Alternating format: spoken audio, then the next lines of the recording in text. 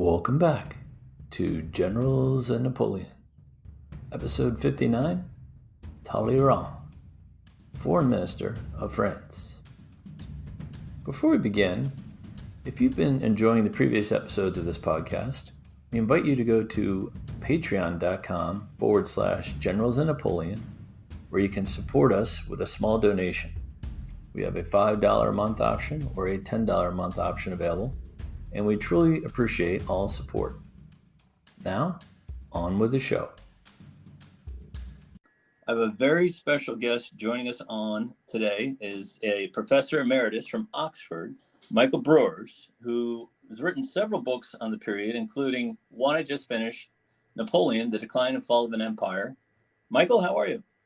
Fine. Thanks, John. Thanks for having me on. We are going to talk about a fascinating guy today, Foreign Minister Talleyrand, correct? Yep. And what did you, thumbnail sketch, I know there's a general opinion of Talleyrand that he was kind of a scoundrel, but he was also a brilliant guy. What is your kind of thumbnail sketch of this person? Talleyrand was a very bright man, very well connected. He was a superb operator. Mm-hmm. I think he was one of the most overrated diplomats of this period. Okay. But when it comes to internal politics in France, he was the sharpest operator on the street.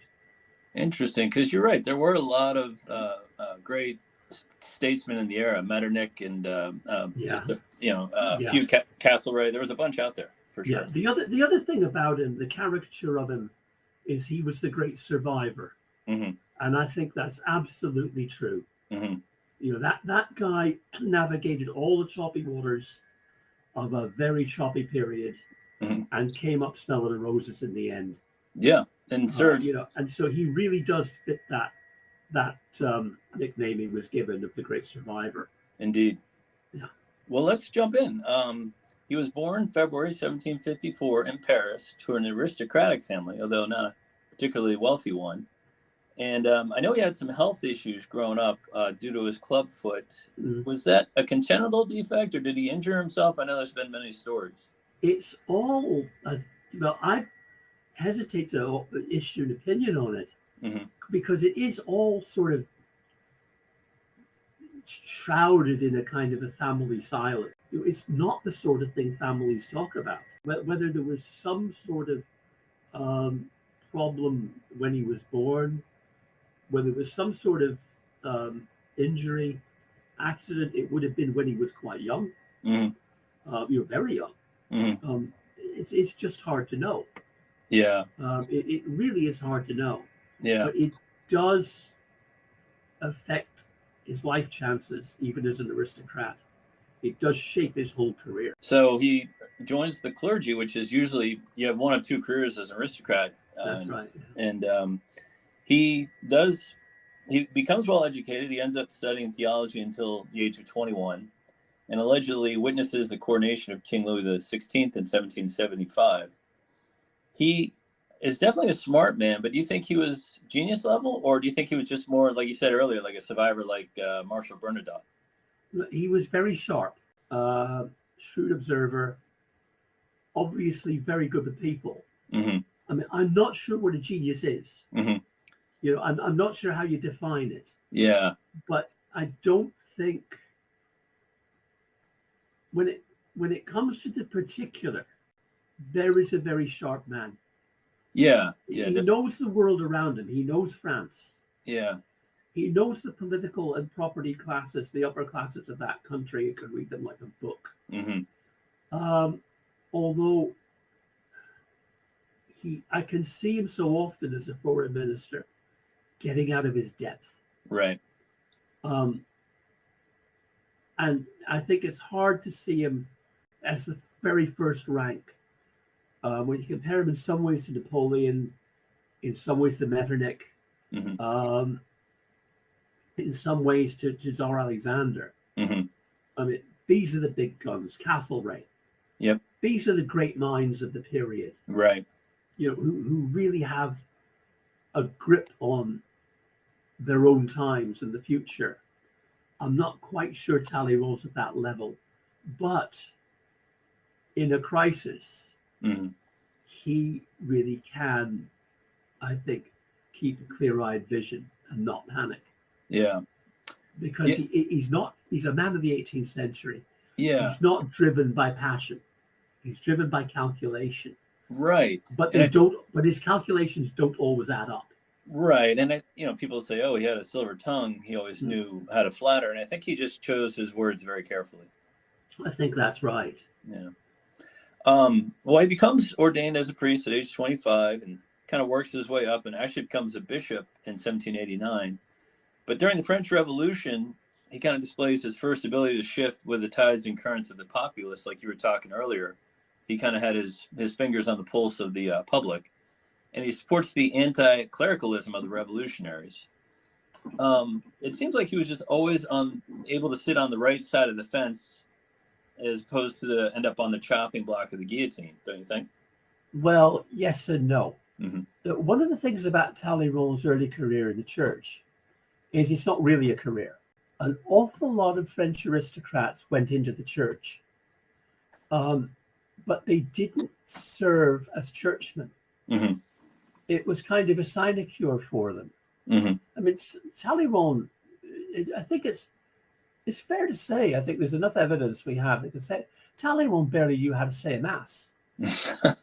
And he hardly ever did, but he was not alone. Right. There's a guy, I'll just pick out a couple of examples for you. All the big guns of the late Ancien regime, almost all of Louis XVI's ministers, guy called Calonne, guy called Brienne, they were clergy. Mm-hmm.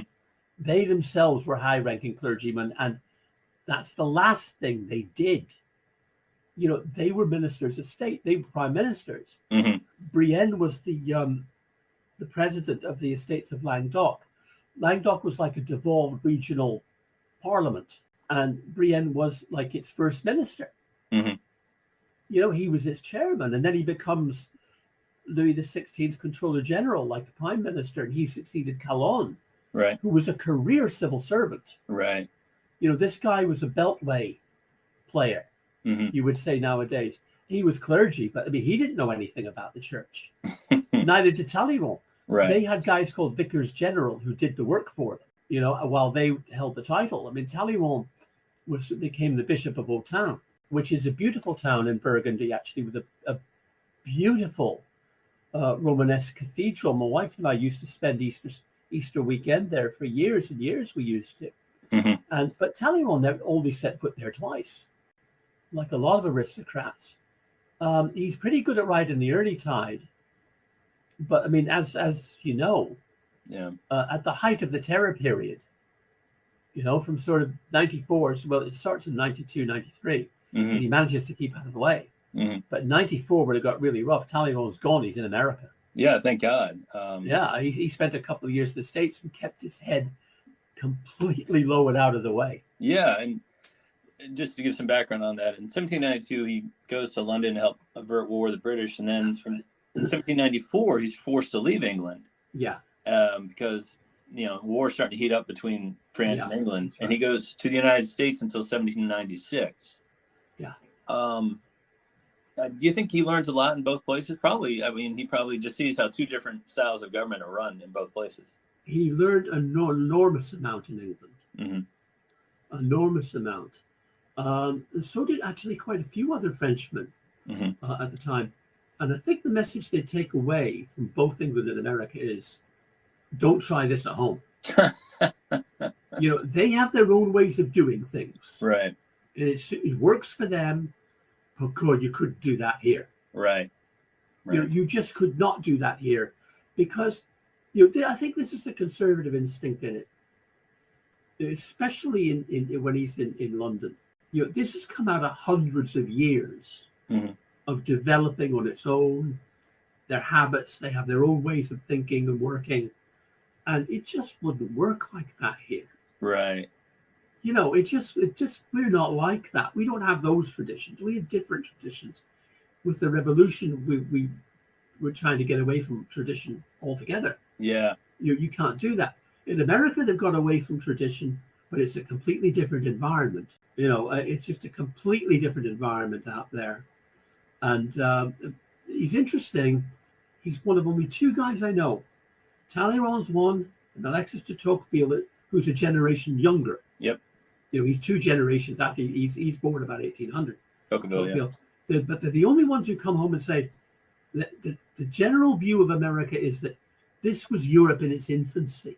Mm-hmm. This was Europe emerging from the Dark Ages that you're seeing in America. Mm-hmm. Talleyrand says, no, it's not. Tocqueville and Talleyrand, the only two guys I know who say it. Right. This is not yesterday. This is tomorrow. Right. Sooner or later, Europe is going to become like America. Interesting. It's not that America's going to become like Europe. It won't. We will become like them. Yeah. Now, that is scary. Yeah. But it's going to happen. And I think he imparts a certain amount of that to Napoleon. Yeah, and he was because Napoleon has a remarkable attribute that he's, I don't think, ever given credit for.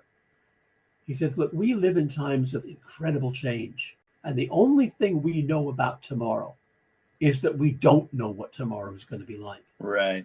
All we know is it's going to be different from today. Yeah. Because the rate of change, Napoleon, because he had a scientific education, one of the few guys who did, formally educated in the sciences, he was saying, look, if you guys understood optics, you would know that one day they're not going to just be powerful telescopes, they're going to be powerful microscopes. Vaccination, everybody's got to be vaccinated. Right. Because it comes from things we can't see. Yeah. But we know what prevents it. We've seen that, we can do it. And Talleyrand doesn't have any of that background, as you said yourself. Right. Very traditional education. But that's what I think what he learns in America, that it's not going to be like it used to be. And that's why he's always trying to look ahead. Yeah. Yeah, I always felt Napoleon was ahead of the curve, both militarily and certainly in marketing, the way he used his bulletins to market his empire. But Talleyrand, for sure.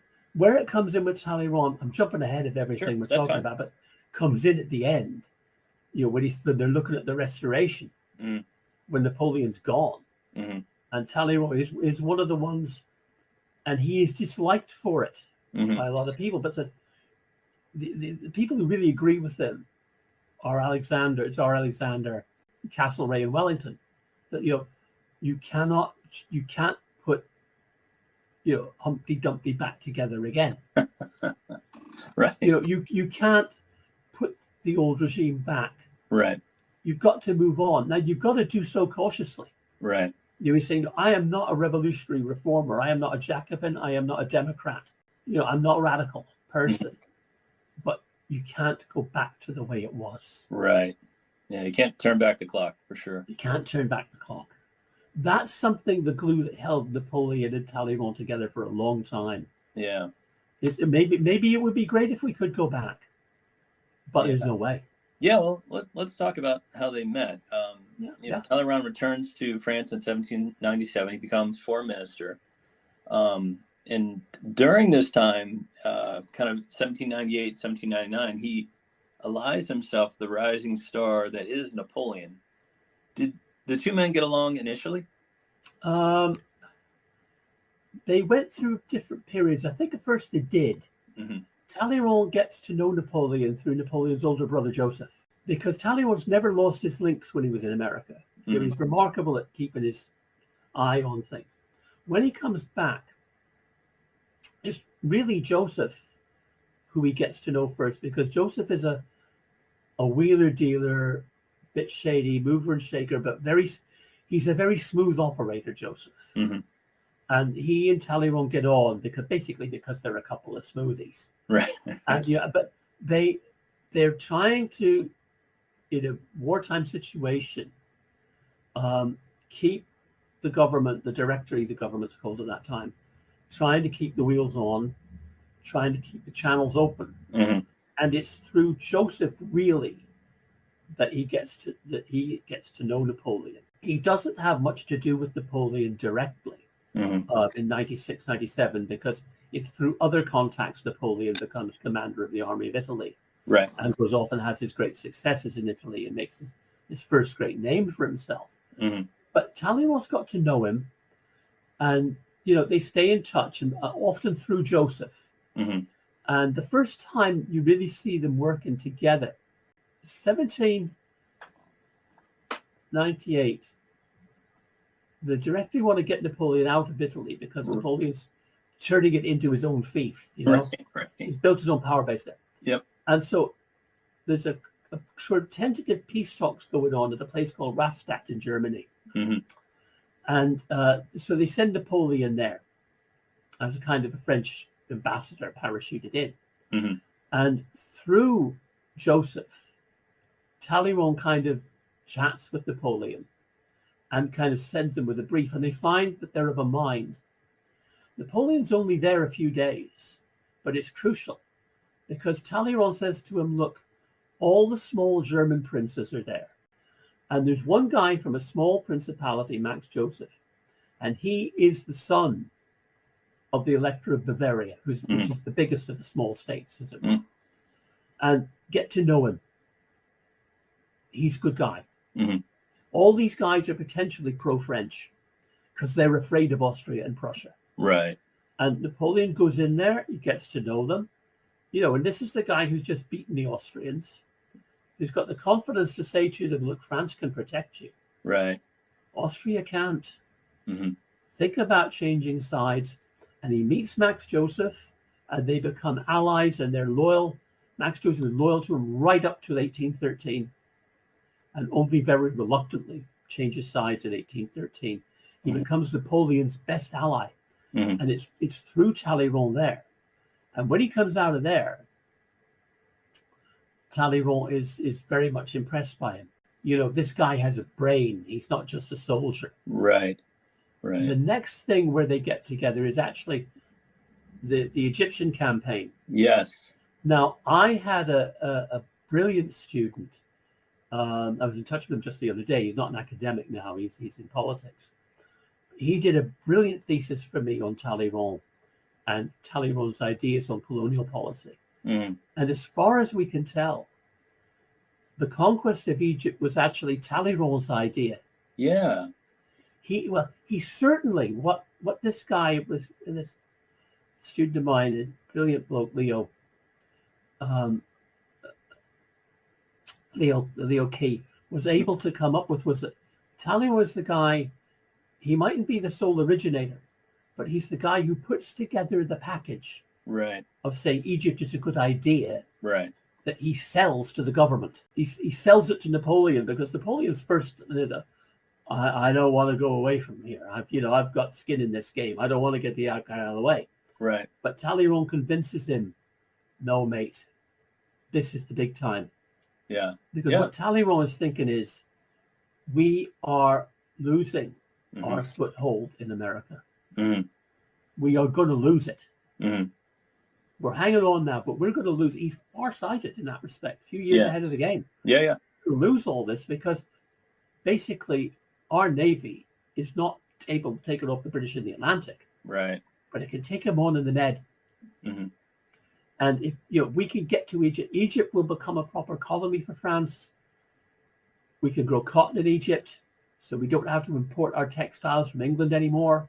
We can bolster our own internal, all this kind of stuff. There's none of this business about conquering and using it to springboard to conquer in India. Right. That's a myth. Yeah. Nobody's interested in that. Yeah. But, this is the way forward. Go, Napoleon, go do it. Yeah. And so that's where they really get together for the first time. And Napoleon always saw himself as a Caesar or an Alexander, going to, Egypt and Turkey and kind of conquering those lands, kind of like his role models did. A bit. I mean, he's certainly keen to be in Egypt if it's going to be. You see, he's got a knack now from Italy of going in somewhere that's that little bit away from Paris, where nobody watches you, and you create your own little kingdom there. Right. And he says, well, if I could do it in Italy, Egypt's even further away. Right. Yeah. I can create my own power base in Egypt. Well, of course, it doesn't work out that way. Correct. But he's a bit like Marlon Brando in Apocalypse Now. I'll get out there myself and do it my own way. Right. And I'll create my own power base here. Right. which he does not manage to do in Egypt. It's a disaster. Yeah. Yeah. And that then creates a very rocky relationship between Napoleon and Talleyrand for a while. Mm-hmm. You told me this was going to be all right. And it happens again 10 years later with Spain. Going into Spain initially was Talleyrand's idea. Really? Okay. Because Talleyrand's the empire builder. Mm-hmm. This is where, coming back to what we were saying earlier, where he's not a genius, he's not a visionary, he always gets the big picture wrong. Mm-hmm. Because he gets into Napoleon's head. I think Napoleon sometimes thinks he's a genius and doesn't find out till it's too late that he's not. Let's talk about that, because I'm interested in that kind of question. Obviously, Napoleon comes back 1799. He makes himself first consul. Talleyrand assists him with that effort. But Napoleon in turn makes Talleyrand his foreign minister. But as you mentioned, the two sometimes didn't always agree on policy. Do you think he ever legitimately wanted to help Napoleon, or was he looking out for himself / France? Well, I think there are times when you have to see the two as synonymous, or he wouldn't do it. Napoleon doesn't so much make him foreign minister as he keeps him as foreign minister. He's always suspicious of Talleyrand. I mean, he's not a fool. But Talleyrand does help him a great deal during the military coup of Brumaire. He helps him a very great deal. He's got a lot of contacts. He's foreign minister, all that sort of thing. He's got a lot of contacts inside France, smooths the way. He's going to be there to support him. But you've got to remember something. Napoleon inherits Talleyrand. Right. He only technically makes him foreign minister. Talleyrand is foreign minister. He stays foreign minister. Right. That's the deal. Like Talleyrand's alter ego is Joseph Fouché, who's also a former clergyman, but from a much more working class blue collar background. Right. And he's worked his way up in the revolution. He's the other extreme. I mean, he's a hardline Jacobin. He's about as left wing as you get at one time, But he was the minister of police under the Directory, and he stays minister of police under Napoleon. And Napoleon always has a deeply suspicious eye on both of them. I had to keep them. They're the only two who were not my appointees. Right. Because they're just too powerful and too influential. Yeah. They can pull to it. I can't afford to get rid of them. I need them. Yeah, it's interesting. Like, you always hear, it's like Kennedy and Johnson. Right. I don't trust him. I don't like him, but I've got to keep him. Similarities, Lucien is Minister of the Interior, is his brother.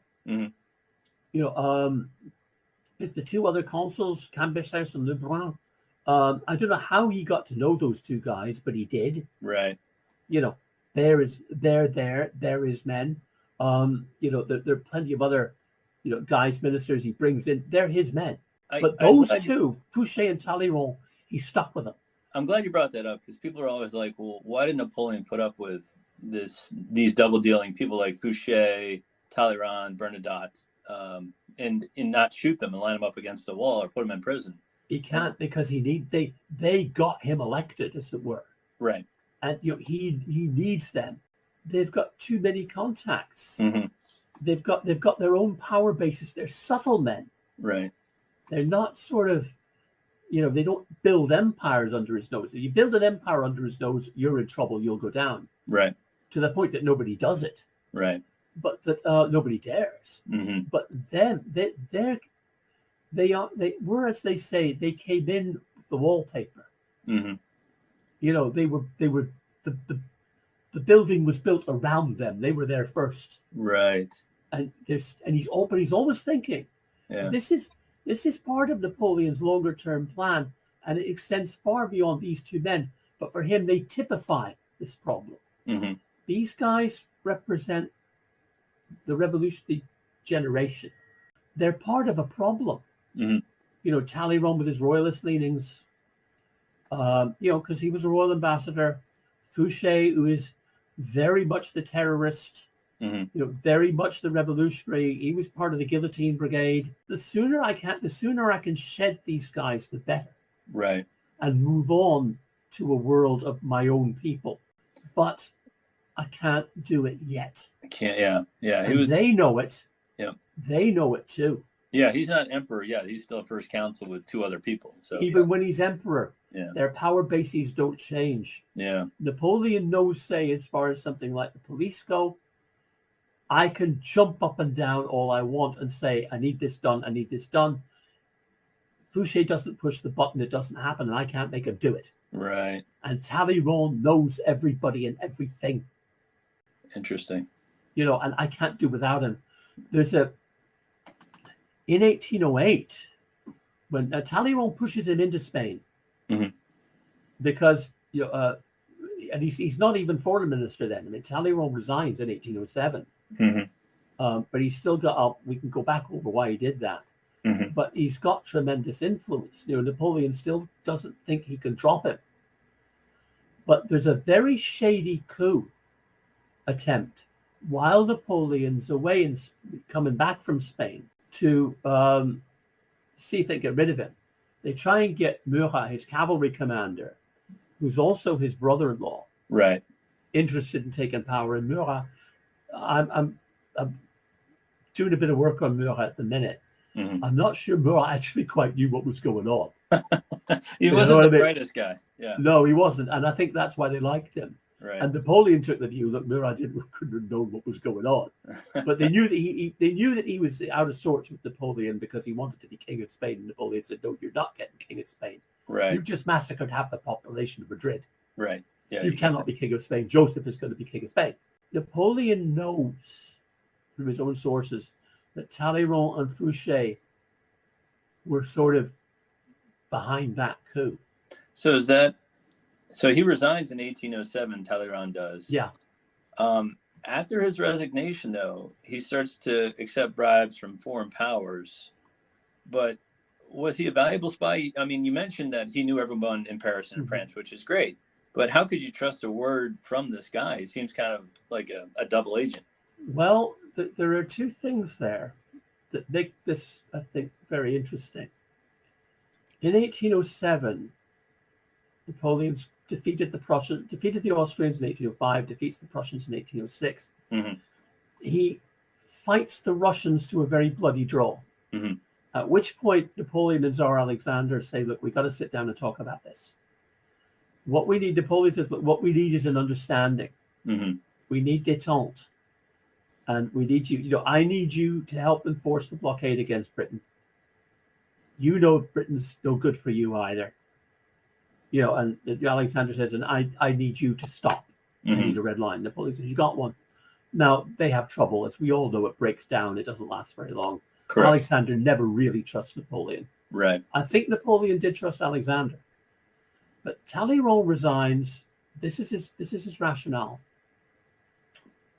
France has never firmly aligned herself to anybody else. Mm-hmm. We keep shifting our alliances as we need to. Mm-hmm. Right through the 18th century, for a while it was Prussia, for a while it was Austria. Britain's irreconcilable. Mm-hmm. And we've got to play our game around that. We can't align ourselves only to Russia. Mm-hmm. So I'm going. Because I think you've treated the Austrians and the Prussians in such a way that it's going to be very difficult to build bridges to them again. Napoleon's attitude is, I've neutralized them. Right. And eventually they'll come around and they'll have to be my allies because they ain't got no choice. Right. And then when Talleyrand sees Spain going wrong, he gets friendly with Metternich, who at that time is the Austrian ambassador. Mm-hmm. Now, Talleyrand has a very rackety private life, to put it mildly. Yeah. I want to touch on his private life a little bit. I know he was a lover of luxury, of the ladies, but he was married, right, in 1802? Yeah, it was very much a marriage of convenience. Mm-hmm. He always had pretty high-profile mistresses. Mm-hmm. And he was running several girlfriends. He had a lot of debts. Mm-hmm. He'd lost his job. Right. He keeps the much better paid job of Grand Chamberlain. Napoleon won't let him leave court because he finds him very useful because he's ancien regime courtier. Right. He is. Napoleon himself kind of says this in his memoirs. You need people like Talleyrand, you need people like Josephine, just to tell some of my generals not to take their hands out of their pockets. And how to act in court, right? Yeah. Just stop them stealing the silverware. Right. Well, that's what these guys do. Yeah. And but he thinks Talleyrand knows people. You can't alienate him too much. Mm-hmm. But Talleyrand's got all that going. And once Talleyrand sees Spain going badly wrong, mm-hmm. then he starts to turn. I don't think Napoleon ever knew this. Mm-hmm. He becomes Metternich's informant. And when after the disaster of 1809, the Austrians think they can beat Napoleon because he'd be fighting on two fronts. Mm-hmm. And I think his greatest moment as a military commander was when he turns his army around in Spain, mm-hmm. gets it back into Central Europe, and the Battle of Wagram, he defeats the Austrians. Yeah, it's incredible. It's a 3-day slog. It's a Gettysburg. Yeah. It's a 3-day slog, but he won it. Yeah, he did. At a terrible price. Mm-hmm. But at that point, Metternich knows, he after that debacle, he becomes the Austrian Chancellor. And he knows that on the one hand, he and Emperor Francis know, on the one hand, Napoleon is too strong to live with. Mm-hmm. We've got to just swallow hard and reconcile ourselves to him for the moment. But in the long term, that guy has to go. Right. Because that guy will not stop now. No, he knows no limits. He's got it in for. It's not so much that. Yeah. I don't think they were worried about that so much. It's that, this guy, on the one hand, is not afraid to depose somebody who he thinks has crossed him. Mm-hmm. So it could be us. Could be, he hates the Bourbons, he deposes. But most of all, it's not that he'll go on and sort of conquer the world. It's that we know that his war machine is so powerful mm-hmm. that we can't oppose him. But and that's why he's got to go. Yeah. Because we can't have, he does dominate Europe, and we can't have this go on. But Talleyrand becomes, when Metternich is back in Vienna, he says, all right, I need a line to Paris. Mm-hmm. And he becomes known as Monsieur X, Mr. X. Monsieur X. And he sends a lot of information to Talleyrand, he thinks. But it's Metternich who's playing Talleyrand. Mm-hmm.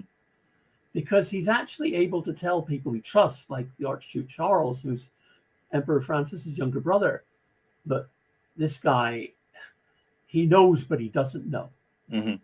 Because the real line of intelligence inside France are the Russians. Right. Alexander has 2 absolutely brilliant diplomats in Paris, mm-hmm. and nobody suspects them. Absolutely nobody. One of them is a very dashing Hussar Cossack type guy. Mm-hmm. He's great with the girls. He can hold his drink. Mm-hmm. He's a great horseman. He's a great dancer. And nobody assumes he has a brain. And he's got the sharpest brain in Europe. You know what I mean? And all this is coming back to Alexander. I mean, Alexander knows when Napoleon's ill. Right.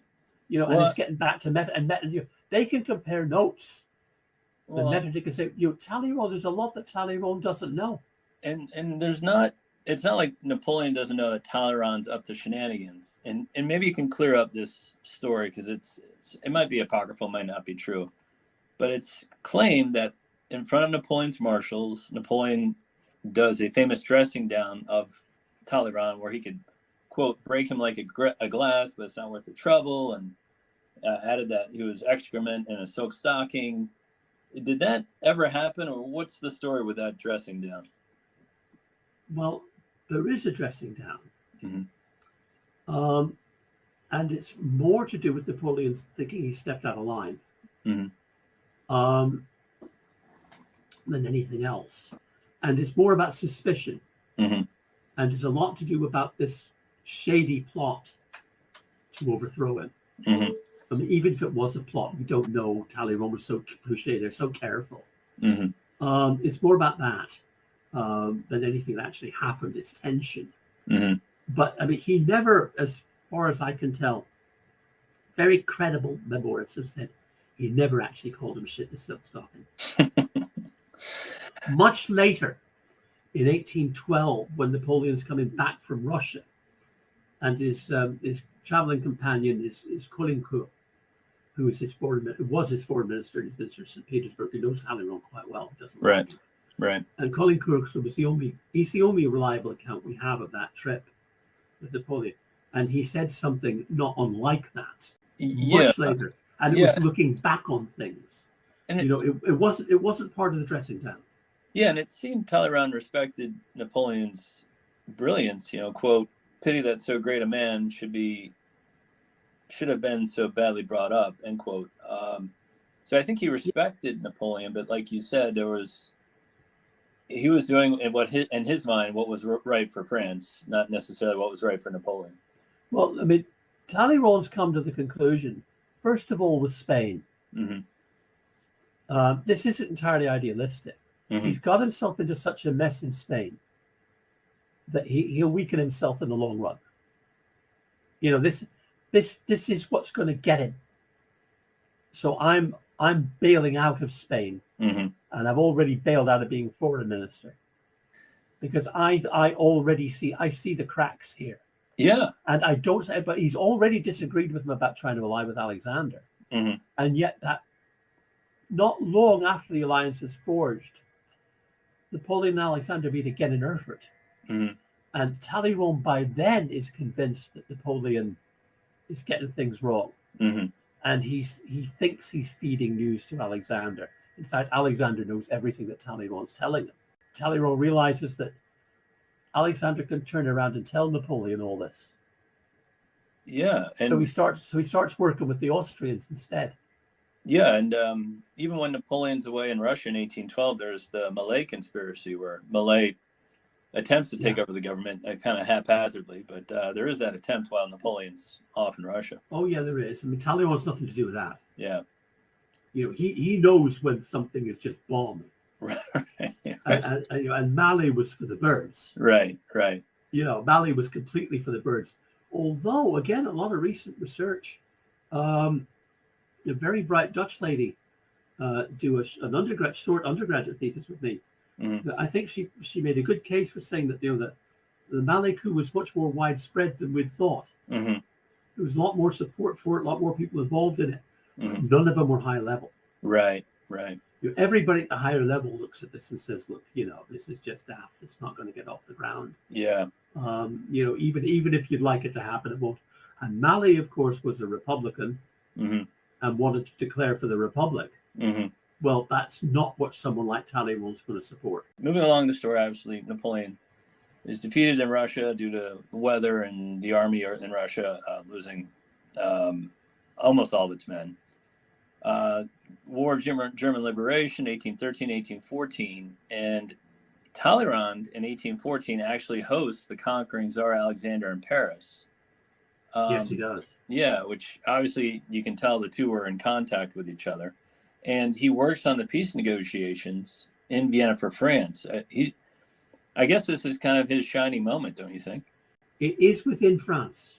Mm-hmm. Alexander, his influence on Alexander is tenuous. Nobody really controls Alexander. He's a loose cannon. Yeah.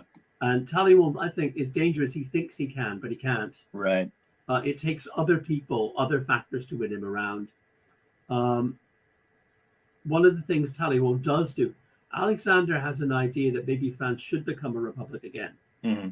or that France should maybe have a national convention to decide a new constitution, which everybody, not just Talleyrand, tries to take the credit, but it isn't just him. It's guys like Metternich and Castlereagh mm-hmm. who pull him aside and said, "Look, we were in the room. We were alive at the time. You don't do that. That's how they got into this mess." Right. Talleyrand's not in a position to say that. Right. Where Talleyrand is brilliant in 1814 is working the French side of things. Mm-hmm. He's kept his line open to Louis XVIII. Mm-hmm. He's kept the ball in play but he himself in 1814 is a real operator. What Talleyrand really is working for to begin with is a regency mm-hmm. for Napoleon's son, mm-hmm. with Talleyrand as the regent. Right. That's what he's working for. And where he's shrewd, where I think his golden moment comes as a political operator, is to see that, well, you weigh it up, he says, from inside France, the army will back this. Mm-hmm. The French army will buy this. Mm-hmm. But the Allies won't. You know, but he's like Napoleon thinks that the Austrians will buy it because, of course, Napoleon's son is the grandson of Francis, the Austrian emperor. Right. And when it's clear to him that Metternich tells him, look, go and jump in the lake. No Bonapartes, right, mate? Right. I don't care whether they're medium-sized Right. or pint-sized. Right. There's no Bonapartes, and none of them are staying in France. Yeah. And neither is Mary Louise, the Empress. Right. She's coming back to Vienna where I can keep an eye on her because she's gone native. Yeah, and I know Talleyrand gets this. Right. But that's when he's able to shift. And because Alexander's talking about all sorts of crazy things, Yeah. you know, the Prussians have blood in their eyes. They don't care what happens as long as they get a piece of the action. Right. And I know Marshal Bernadotte had his eyes on the prize. That maybe he does, but that's a different one. Right. He has to rely on other people. Mm-hmm. And for a while, Alexander toyed with the idea. Mm-hmm. But Bernadotte was such a drag your feet, unreliable, lousy ally in the 13-14 campaign. Right. Alexander has gone right off it. Right. Right. You know, he's not going to. You know, he said, you don't have to worry about Bernadotte. My boys were counting on Bernadotte to turn up. The Prussians were counting on Bernadotte to turn up. All he cares about is keeping the Swedish army intact. Right. No, there is no way that guy is getting the throne. Everybody says fine. And that's where Talleyrand can maneuver it Mm-hmm. and say, what about a Bourbon restoration? Mm. But there's the fly in the ointment there is that for once Fouché trumps him. It's Fouché and a few others who say, this is what we do. Mm-hmm. We can find a constitutional way to depose Napoleon. Mm-hmm. The original constitution of the empire was drawn on the Roman precedent that the republic still exists. It's been entrusted to a hereditary emperor, Mm-hmm. just like Rome, the Senate and people of Rome. Well, the Senate and people of France and the Bonapartes only have the imperial title and all that in trust. If they endanger the republic, the Senate can depose them. Right. Talleyrand, it's Fouché who gets enough support in the Senate Mm-hmm. to do it. And he creates then a provisional government in Paris, Mm-hmm. which Talleyrand's not actually part of, Mm-hmm. and says, we are the real government of France. We are going to reach an armistice with the Allies, Mm-hmm. which means that you can say to the army, very like in 1914 with the Germans, very like in 1940 with the French, we're not surrendering. Mm-hmm. There's an armistice. Right. Napoleon tries to trump it and say, no, they've deposed me illegally. I'm the emperor. Right. I say we surrender. Mm-hmm. And it creates a whole conundrum. Talleyrand at that point says, okay, look, we've got to recognize the provisional government, but we've got to break the deadlock. Mm-hmm. And he's the one who says to Louis XVIII, you have got to issue a constitution before the provisional government does. Mm-hmm. And I'll show you what to do. Right. That's his big moment. Because at Vienna, at first, he can't get anywhere. Right. You know, when Napoleon reinvades in the 100 Days, no one trusts the French. He opposes Napoleon completely. He's loyal to the Allies. Yeah. But he has the rug cut out from under him. We don't care what you think. Yeah. And we don't. And Alexander turns around and says, and Castlereagh, don't think much to your Louis XVIII. Right. He scuppered. He ran. Exactly. He did run. You know, you wouldn't get me doing that. Alexander says you wouldn't get me doing that. Yeah. After the 100 Days, the second peace agreement's a lot less lenient than the first one. Yeah. and you would think, all right, well, Talleyrand's career is over. It didn't go well for him in that negotiation, but that's not true. What kind of becomes of him after Napoleon? Well, he again, because he is in with Louis XVIII, and Louis XVIII sees he's at least been loyal, Mm-hmm. and within France he's been very useful. Mm-hmm. Because a lot of people in France who don't like Napoleon Mm-hmm. don't like Louis either. And Talleyrand's been pretty influential in bringing sort of moderate revolutionaries back on side, Right. and getting Fouché out of the way, because Fouché supported, he and Fouché worked together for a while, Mm-hmm. and then a very right-wing royalist government's elected. They get rid of Fouché. Talleyrand has enough influence that he survives. He is very useful as an ambassador because of his contacts with Metternich and the English. Mm-hmm. Although obviously he's kind of powerless, but he's got a good rapport with them. Inside France, he's very important at appeasing things. He picks up very important backing to begin with, because what a lot of people haven't thought about, and it's only now beginning to be studied in depth, and the archives are tremendous. I don't know why it's done before, but there's some very good European scholars, particularly Dutch scholars, have a look at this. This foreshadows what happens after World War II. Mm-hmm. France is divided into zones of occupation after Waterloo, with an Austrian army here, a Prussian army there, an English army there, and Wellington is made the overall commander-in-chief Mm-hmm. of the Allied occupation, sits in Paris. And when the French ultras, they call them, the very right-wing royalists, want to put the clock back, kill the Jacobins, execute everybody who executed Louis XVI, they have a certain amount of influence on Louis XVIII. Louis XVIII's brother, the future Charles X, he's a mover and a shaker among them. And Talleyrand gets the backing of Wellington, the backing of the Allied High Command to say, look, Louis, you've got to distance yourself from these guys. Right. You've got to distance yourself from your brother. If you won't listen to me, you're going to have to listen to the British Army. And Wellington is fed up with you. Mm-hmm. And if Wellington blows the whistle, the Prussians, the Austrians, they'll all set about us. Right. And, he's, again, with inside France, he's a great operator. Mm-hmm. But when it comes to dealing with the Congress of Vienna, who imposed very harsh terms on France, not just in terms of territory, that's what gets the headlines. They impose a very heavy indemnity on the French. Mm-hmm. And their armies of occupation, Prussian army, particularly vicious, the Prussians, right, in the northeast, particularly vicious occupiers. Mm-hmm. The Austrians down in the center and the southeast who aren't so bad. The British in the west who aren't so bad, but it's taken a heavy toll. Mm-hmm. And it's actually Louis XVIII, not Talleyrand. No one will listen to Talleyrand. Mm-hmm. It's Louis XVIII who goes in there and really pulls himself together. It's his finest hour and says, look, nobody was more embarrassed or angry about the 100 Days than me. Right. But this is my country and these are my people. And they are being oppressed. They just can't pay what you want them to pay. Right. You're going to have to reduce this. You're going to have to forget about it. Mm-hmm. And they do. That's who turns the tide for them and makes it livable.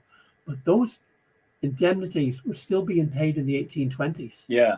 And there was nothing Talleyrand could do about that. A long time. What he does do when he's foreign minister is there's a revolution. There are revolutions in Spain and in Naples and in Piedmont in 1821, Mm-hmm. which have French revolutionary Napoleonic tendencies Mm-hmm. that really unsettle all the powers of Europe. Mm-hmm. Talleyrand is very shrewd and instrumental in getting France reintegrated and saying, look, because Alexander is jumping up and down, Russia is the big power in Europe after 1814, not Britain. Right. Alexander's a huge army and it's still kicking around in eastern France and western Germany. Mm-hmm. And Alexander leans on the French and says, I want free passage to take a Russian army into Spain and sort this out. Mm-hmm. And everybody goes gulp. Nobody wants this. Right. So between them, Metternich and Talleyrand work a very good move. Metternich says Austria will handle Italy. Don't need the Russians. And Talleyrand says, will you trust me to raise a French army to put down Spain? Right. Now, this is the revival of French militarism after Napoleon. You know, this is would be like the revival of German militarism in the 1950s. Yeah. You know, to deal with something. And okay, he pulled it off. Yeah, it was successful. And the French went in; they were successful, and that means France could be trusted. Yeah. Well, you know, that's his famous. I think that's his last great thing. Yeah, and he plays the right cards in the Revolution of 1830 as well. Yeah, and you know, he goes on to serve you know, different governments in France. Louis Philippe, who becomes king in 1830, was he was the cousin of Louis XVIII, and he's the cadet branch of the family. And in 1814 and in 100 days, Talleyrand was very good at keeping his lines open to Louis Philippe, and for a long time saying, "Okay, you don't want a regency. How about Louis Philippe?" He doesn't get away with it at that time, and he sees very quickly this won't run, and then switches to Louis XVIII and the Bourbons because he knows that's what everybody else will go for. Right. But he sees his chance in 1830, and he's one of the very instrumental guys in the crisis in getting Louis Philippe made king. So great survivor. Yeah, indeed. Talleyrand passes in 1838, so 8 years later. Yeah.